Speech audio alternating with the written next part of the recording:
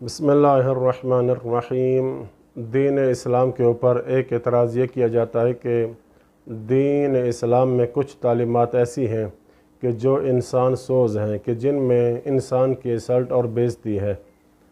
مثلاً ان میں سے ایک یہ کہ چور کے ہاتھ کاٹنا ہے یا مرتد کو سزا دینا ہے، حالانکہ انسان خود مختار ہے کہ وہ ایمان لے آئے یا نہ لے آئے، جبکہ مرتد کو قتل کیا جاتا ہے۔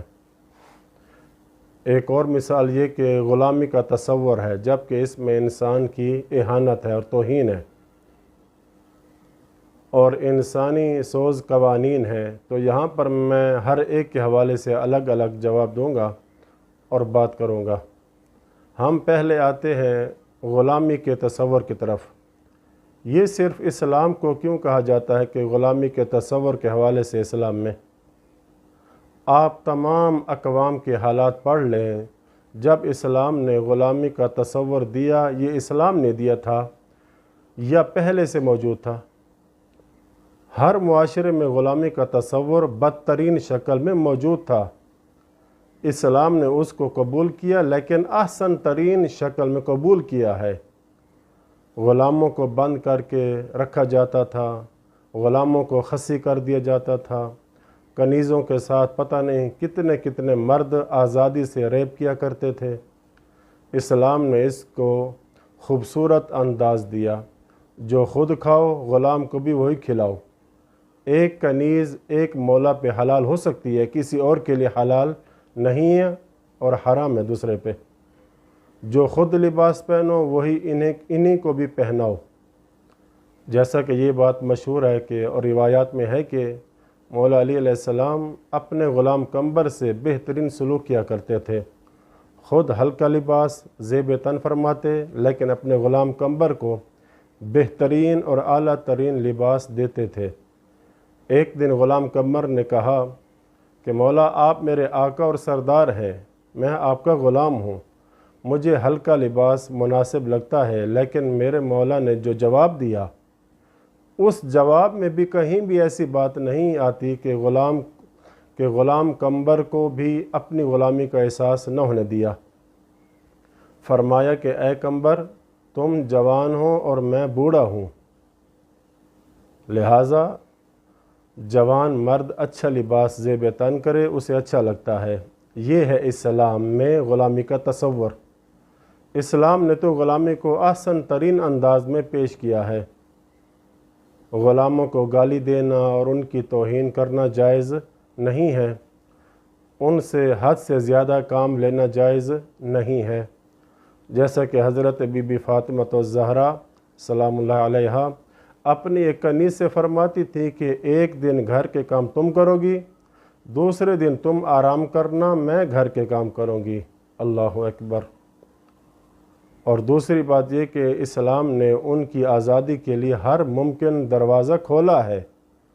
غلام آزاد کرنے کا اتنا ثواب بیان کیا کہ اس کو میرٹ قرار دے دیا کہ جو یہ کام کرے گا اس کو اتنے غلام آزاد کرنے کا ثواب دیا جائے گا، جو یہ کام کرے گا اس کو اتنے غلام آزاد کرنے کا ثواب ملے گا۔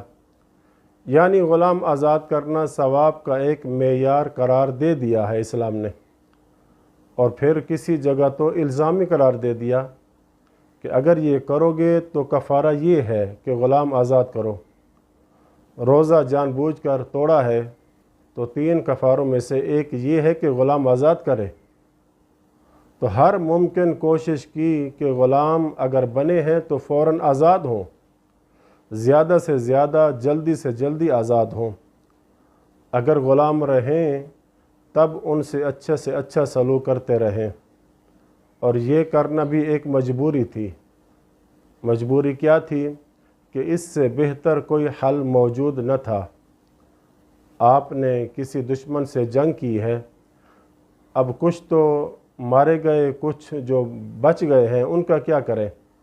اگر ان کو چھوڑ دیتے ہیں، ان کو پیچھے اور جو قبائل یا علاقوں میں اور کبھی اور قبیلے ہیں ان کے ساتھ مل کر پھر سازشیں کریں گے۔ ان کو اگر جیل میں بند رکھتے ہیں تو یہ جیل میں رکھنا یہ غلامی سے بھی زیادہ بدترین چیز ہے کہ وہ ان کو بیکار رکھیں اور اپنا سارا بجٹ ان پہ خرچ کرتے رہیں۔ اسی طرح خواتین کو کنیز نہ بنانا، یعنی ان کو تنہا چھوڑ دینا۔ صرف خواتین کی بستی ہو تو اس میں کیا کیا خرابیاں ہوں گی، ان کی کیا زندگی ہوگی۔ تو کیوں نہ ایسا ہو کہ غلام بنائیں ان کو، ایک ذمہ دار انسان بنائیں، کام کرنے والا آدمی بنائیں، اور پھر کچھ عرصے تک اس کی آزادی کے راستے کھل جائیں۔ اگر ایک کنیز ایک بیٹا دے دیتی تھی تو پھر وہ کنیز آگے نہیں چل سکتی تھی کنیز کے طور پر، وہ مرد کے مرتے ہی آزاد ہو جاتی تھی، بیٹے کی میراث میں آتی اور آزاد ہو جاتی تھی، جسے قہری آزادی کہتے ہیں۔ پھر یہ کہ دروازہ انتہائی تنگ کیا کہ صرف معصوم نبی یا امام کے ساتھ مل کر مسلمان جنگ کرتے تھے، تب وہ کنیزیں اور غلام بنا سکتے تھے۔ اسی وجہ سے اب تو صرف تصور ہی رہ گیا ہے، اب موجودہ دور میں کوئی غلام یا کنیزیں نہیں بنا سکتے۔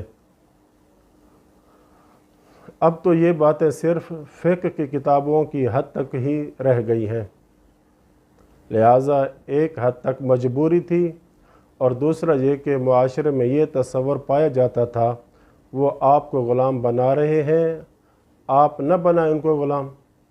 یہ انصاف تھا اس وقت۔ پھر ایسا عادلانہ ان کے ساتھ سلوک اور رویہ کہ کتنے غلام کافر آتے تھے اور مسلمان ہو جاتے تھے۔